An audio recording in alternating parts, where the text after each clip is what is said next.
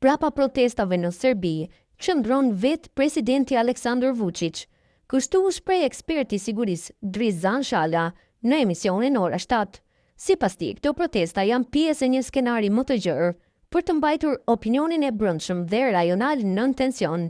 Vučić qëndron prapa këtyre protestave sepse vetëm në këtë formë dhe në mënyrë e mban opinionin të tensionuar dhe krijon një mjegull të së pavërtetës.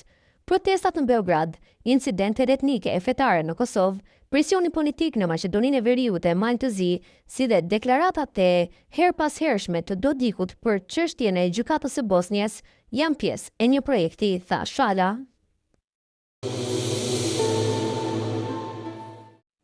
Ministri i Mbrojtjes në Kosovë, Juk Maqedonsi, ka pritur në takim komandantin e divizionit të 28 të Komisionisë së Ushtrisë Amerikane, General Major Michael Vegeshader, si adjutant i përgjithshëm i Gardës Kombëtare të Ajovës, General Major Stephen Osborne.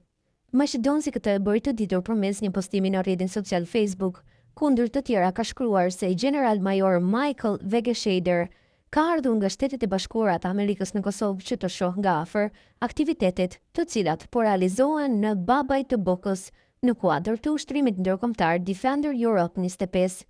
Tutja i tha se gjatë takimit krahas mirënjohjes që shprehu për faktin që kanë përzgjedhur pikërisht Kosovën për vendosjen e komandës së këtij divizioni, gjithashtu diskutuan edhe për pjesëmarrjen aktive të FSK-s në këtë ushtrim, e që është ushtrimi më i madh ushtarak në kontinentin e Europës. Pastaj diskutuan po ashtu rreth hapave të ndërmarra nga Ministria e Mbrojtjes dhe Forca e Sigurisë së Kosovës